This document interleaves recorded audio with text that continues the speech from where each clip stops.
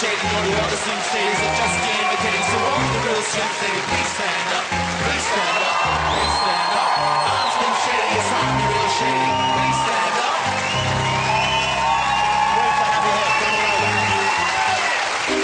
I'm excited you're here. Thank you for joining us. Well, it's a real thrill for me. I'm a huge fan. As are all these people. I think great to have you here. Thank you for joining us. Happy to be here. Okay, now, should I call you Eminem or Marshall or Slim? What do you like to be called? Eminem, Slim Marshall. Eminem, Slim Marshall, all in one word. You can call me. Wow. We got the voice as well. Hey, now, where have you been? What have you been doing? It's been what? Has it been 4 years, 5 years since the last album? And now you've got the new one, Relapse, coming out, but it's been a long period. This was a deliberate step away from things, I guess. Yeah, I wanted to pull back from the spotlight for a little while, you know, just, I guess, kind of reassess my whole career. You know what I mean? I ended up in rehab in 2005, and, you know, just kind of wanted to, like, I was trying to figure out where I was going. You know what I mean? Like, where I was going in my personal life and career-wise and everything, like, what I was going to do. So I kind of wanted to, I knew I wanted to take a break from the spotlight, but at the same time, I still wanted to do music, you know, because I'd go crazy if I didn't do music. And I guess you were still creating music, writing music in that period, even if you weren't releasing it. Yeah, I was writing music too, but I don't know, I kind of took the producer's role even more so, and, you know, stepped away from the mic, even though, I mean, I was still writing, I was still making songs, but it just wasn't, I wasn't making anything that I felt like was good enough to put out at that time. You know what I mean? So, and then what happened? It just clicked again, or you just thought the time was right? Well, I got sober first of all, you know what I mean? So I had to... How tricky was that for you? Was that a difficult journey? Was that a tough thing to do? Yeah, definitely. It was pretty rough. You know, there were a couple of years that were pretty bad for me. But, you know, I'm a little over a year sober now, so I'm congratulations. Happy to, yeah. That's good, I'm pretty good. Okay, I haven't got the new album yet. It's not quite out yet. I've been given a few tracks. I've been enjoying them very much. They're great fun. The single's terrific. But I love, you know, I'm a big admirer of you. I think you're just such a talented writer. What was the song you did about performing that was in 8 Mile? Lose Yourself. Yeah. That's got some of the best lyrics. Just such an incredible, captures the kind of the fear of performing and the need to perform and the desire to perform. I just thought that was a remarkable piece of work. If you weren't doing, if you weren't writing rap, were you writing beforehand? Was it rap that got you into writing in the first place, or were you already expressing yourself in that way? Nah, I mean, I didn't actually like start writing. It was definitely hip hop. You know, I didn't pick up a pen and realize that I could write anything until, you know, rap got me into doing that. You know what I mean? I heard Ice-T, Reckless was one of the first songs I ever heard. Once I heard Run DMC, LL Cool J, I was like, this is what I want to do. So this is the first wave of the big rappers, this is really, Run DMC, those guys. Did you like Houdini and those guys as well? Oh, yeah. The Fat Boys, you remember the Fat Boys? Yeah, buddy. All you can eat. That's good. Yeah. Thank you. We should team up, we should do something, maybe release something together. That'd be hot. Do you, let me ask something, and I'm sure people who rap get asked this all the time. Do you sing ever? Say you're at home and the mood takes you. Because in your rapping, it's kind of talking. Yeah, if you're in the shower, a little bit of Frank Sinatra, maybe? Yeah, a lot of Frank Sinatra. Yeah, really? Yeah. You got a good voice? No, I mean, I sing on my records. I can't really, I'm not a singer. But it's not singing, is it? It's not like, oh, the summer breeze, you know. No. That is officially singing, regardless of what you think. But you ever get tempted to cut loose on a record?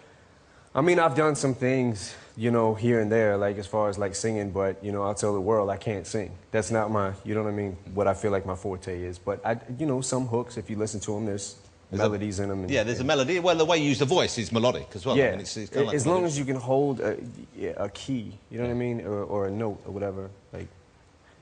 You can do it? Yeah, I guess. Okay. At least I try. Okay. How was it when you were starting out? Because I know before you came along, there was only one white rapper I was familiar with, and that was Vanilla Ice, okay? He was great. He was, Mr. Richard Von Winkle or something. No, believe it or not, I interviewed him years ago. And I quite liked him, he was a nice guy. However, he was kind of a bit of a novelty act, really. You came along, and it's the real thing. But did you encounter that kind of prejudice? Did you encounter that attitude early on? People saying he can't do it because he's a white guy and this is essentially black urban music? I mean, yeah, early on I went through, like, quite a bit of that. But, I mean, I think that at the end of the day, I guess if your heart is in it and you know, you just keep persevering, you know, you're gonna break through. I mean, I don't know. I mean, it was certainly, it wasn't easy, you know what I mean? But I kept at it, you know. I got booed off stage. It was, you know, many times, like, you know, as I did in the movie, like certain, you know. Yeah. How long did it take, do you think, before you got good enough to think, okay, this is working now? How many times did you have bad on-stage experiences? Maybe a couple. So not that pretty many. Awesome. Okay. Let me talk about your new single, because you know what I love about your work, and I'm sure many people do, there's a sense of humour in it. It's funny. A lot of the time, it's funny. Not always. Sometimes it's dark and, you know, other things, but sometimes it's very funny, and the new single is very funny, and you have a firm grasp of popular culture. You kind of, I think the word that young people use is diss. You diss some people in the new single. Some. Yeah, yeah. Now, do you have any feedback? Do you ever meet those people? Do they ever contact you and let you know what they think about it, or...? Nah, I mean... Here's the thing. This is the kind of the way that I see it, and the way that I've always said it is it's kind of like these aren't personal attacks on people. I've never met these people. You know what I mean? So these aren't like personal attacks on their character or anything like that. You know, it's kind of like it's kind of like picking names out of a hat, and if your name rhymes with something good, or you know what I mean, then like, bad luck. If you're, you know, a pop figure, you know what I mean, like in this world, like Marilyn Manson, who you do, and Jessica Simpson, and Sarah Palin, I guess she's. But you can see why, if you do Sarah Palin, people might think, oh, he wants to make a statement about Sarah Palin or American politics. I want to nail her, but. Well, there you go. If anyone's going to, I think you've got a good chance. Yeah. Hey, you're looking in good shape. One of the rumours I heard that when you were away that you'd ballooned up, that you'd got really big. Did you put on a lot of weight? Did you I put on quite a few pounds. How chunky did you get? I think I probably tipped the scales a little over 200.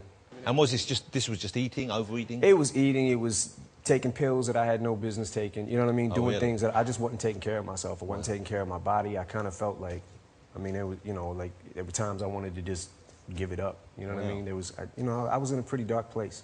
To keep in check of this now, you must be working out a lot, I guess, and you got a fitness regime you stick to? Yeah, I run a lot. I run quite a bit. I get up in the morning. I run. I was running twice a day for a little while.